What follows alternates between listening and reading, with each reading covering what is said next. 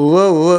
ഓ, ബാധിക്കാതിരുന്നത് കൊണ്ടാണല്ലോ ഒരു പാരഡി പാട്ട് എഴുതിയവനെയും പാടിയവനെയും ഒക്കെ സഹാക്കളും സർക്കാരും കൂടെ എത്രയോ കാലം വേട്ടയാടിയത്. അല്ലെങ്കിൽ അങ്ങാണ് കേന്ദ്രസ്ഥാനത്തുള്ളതെങ്കിൽ നിങ്ങൾ പറയുന്നതേ നിങ്ങളുടെ അടിയാന്മാർ ഏറ്റുപാടൂ സഖാവേ.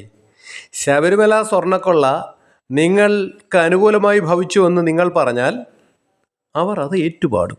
ഇതുപോലുള്ള മഹത് വചനങ്ങളുമായി താങ്കൾ ഇനി മുതൽ എല്ലാ ദിവസവും പത്ര അല്ല മാപ്ര സമ്മേളനങ്ങൾ വിളിച്ചുകൊണ്ടേയിരിക്കണം.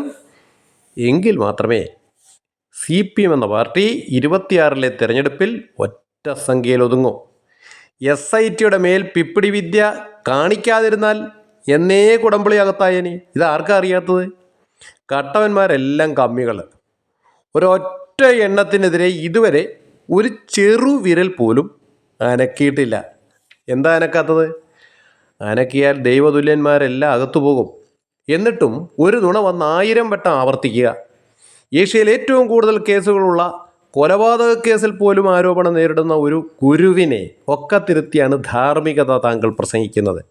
പാർട്ടി സ്ഥാപക നേതാവാണ് അയാൾ കൊള്ളക്കാരനാണ് എന്ന് പറഞ്ഞത്. എന്നാലും നിങ്ങളുടെയൊക്കെ ചർമ്മകാഠിന്യം, ഇതെങ്ങനെ സാധിക്കുന്നു എൻ്റെ രായാവി?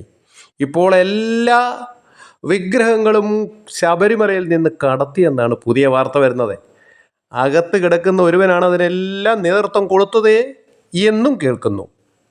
എന്നിട്ടും നിങ്ങൾ പറയുന്നു ഒന്നും ബാധിച്ചിട്ടില്ല. 26 മെയ് മാസം വരെ ഇങ്ങനെ പറയണം. പതനമായിരിക്കും, അതൊരു ദുരന്തമായിരിക്കും. ആട്ടെ, അന്നെങ്കിലും നിങ്ങൾ സത്യം പറയുമെന്ന് കരുതട്ടെ. ലാൽ സലാം.